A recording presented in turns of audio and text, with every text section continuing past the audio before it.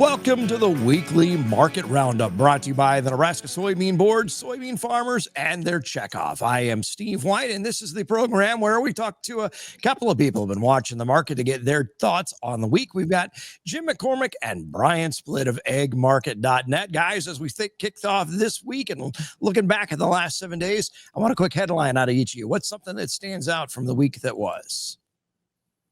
I'll start, and I think one of the things that I've seen over the course of the week is just a major erosion in the value of old crop corn versus new crop corn. We started the week where we were trading July 8 3/4, as much as 8 3/4, inverted over December. Just this morning and yesterday to trade to a 10 1/4 cent carry. So just the movement in that spread alone is pretty sizable, more than what we've seen actually in the flat price movement for both. And so I think that's probably an expression of the increase in the size of the crop in Brazil over the last several weeks. That safrinha crop has grown by several estimates by a few million tons. And so I think that takes a lot of the pressure off of the remaining old crop bushels out there for the export program. So we'll see if we get a little news next week as far as a report, but that might be something that helps that spread forward if we get a reduction in old crop stocks. Well, very good. We'll dig more into the topics in just a moment, but first, a message from the Nebraska Soybean Board. It may be small, but this little bean fuels a lot of power. It powers a food industry as a top source of protein. It's a fuel that powers diesel engines with fewer emissions. It powers a state economy and bottom lines, and it powers the rest of the world as a top Nebraska export. Yeah, it may be small, but we're finding more ways for this little bean to power Nebraska. Once again, you are watching the Weekly Market Roundup, brought to you by Nebraska Soybean Farmers and their checkoff through the Nebraska Soybean Board. I'm Steve White, our guests, Jim McCormick and Brian Splitt. Just a moment ago, we were talking about some of the different headlines that have been moving things, but let's talk about this week. China, there's maybe a little talk of a ceasefire in terms of things. Are we seeing a thawing of relations there? Is that something maybe we should be looking to? We are seeing a little bit of a thaw. When the trade war began, it really was pretty aggressive. The tariffs got out of hand, 150% tariffs. We kind of had that ceasefire back in Geneva, but then the rhetoric got kind of tough again. You're looking at, the U.S. is not happy with how quick the grain or, the precious minerals are, coming out of China. China was upset about certain things we're doing. The President Xi and Trump met over the phone, had a phone conversation. It seems like maybe these talks are back on track. We'll see. I mean, this is going to be very critical that these deals get done on the Chinese, because they are they're the 1,000-pound gorilla for our demand. China has not made any purchases of any U.S. ag products anytime recently. A year ago, they hadn't at this time as well. So there is time for them to buy it, but we need to get these deals done. And as we got the show started, we talked about Brazil. Let's dive into that a little more. What exactly should we be watching when it comes to Brazil right now? Well, right now, we've seen the erosion in corn value there based on the increase in the size of the crops. We want to see that bottom out. Now, we're going to start carrying a premium to their value. So we'd like to see us get back to where we're a little bit more competitive there. But we also want to see how quickly they go through their soybean crop and keep an eye on their pace of exports to China, because part of this is not just how much China is buying from us, but it's just how much China is importing in general. And so we want to keep an eye on their general import pace, because there's a big difference between them importing 110 million tons over the course of a marketing year versus 100 million tons. So keeping an eye on Brazilian shipments is also something that's going to be something to evolve over the next several months. Now, as we're looking at the week ahead, the days to come, any reports we should be looking to that might move markets here? We have the June WASDE report. This one's always going to be an interesting one. They do tend to make some adjustments on it.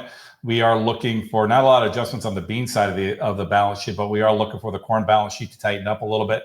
The export pace has been phenomenal. The earlier question, Steve, was, were these export sales front loaded? It looks like they're not. They continue to be strong. So everyone, I think, in the industry is pretty much in agreement. They're going to have to raise that export number. Ethanol run's been good as well. Excuse me. So, we should see an increase in demand, which should draw down ending stocks and hopefully give maybe a little bit of a boost to that old crop July contract. Any other reports or any other thoughts on that WASD there? Yeah, I mean, we're probably not going to see any change to production. That's not something the trade's looking for, and it would not be in the habit of the USDA to do that without some major extenuating circumstances like very, very widespread flooding. I know we've got some pockets in Arkansas and Tennessee and Missouri, southern half of Missouri, that's seen some pretty rough conditions. I don't know if it's enough for the USDA to change overall production estimates yet. So right now, this is going to be mainly demand revisions on old crop. Way too early to get any new crop revisions on demand. And really then it's going to be moving forward to the acreage report at the end of the month with quarterly stocks. And that's going to be a very big deal. Let's talk now. You mentioned it, weather. Let's look across the Corn Belt. Any weather issues that we should be looking at? For one thing, where we're at in Nebraska here, we've picked up some rain. That's nice. Hasn't been real hot. Heat, is that something we should be looking at across the Corn Belt? And what implications could that have on things? All right, now heat, I think, is what a lot of people would like. Now, there's certain areas that are way too wet, parts of southern Illinois, southern Indiana, like Brian said, Arkansas, Ohio. We've still got clients that are struggling to get the rest of the crop planted there. The rest of the Midwest overall looks pretty good. The real question now, Steve, is we're going to get that first heat dome of the year. Some of the models are forecasting that to move into the middle part of the country here and the latter part of June. And then the real question is, how long does that stick around? If it's just a few days and the heat doesn't really intensify too much, it's probably going to do more good than harm to it. Last year we had some dryness issues in your neck of the woods, but the reality is we never really had a hot summer. And right now you look at on the AccuWeather forecast, Des Moines, Iowa is not expected to get above 90 for the next 30 days. So right now, I think that's kind of what the market's looking for, is those extreme temps to get into the upper 90s, maybe in the 100 degrees to really get the market excited. And then Brian, too, internationally, are there any weather situations maybe that we need to be aware of that also could have an impact on things? There are. And then, we talked about China and meeting with President Trump and Xi. And so something on the radar internationally for weather is China's weather. They are growing a corn crop and they are growing a wheat crop. And the corn crop is seeing too much rain. So there's flooding in the corn growing regions. And the wheat crop is under drought conditions right now. So, one of the things that we saw over the course of the last year or so is a tremendous amount of buying of corn from Mexico because of their own domestic production shortfalls. They have had drought there themselves. So anytime you see a country that's a major consumer with a shortfall in domestic production, that can very quickly lead to an increase in their import necessities.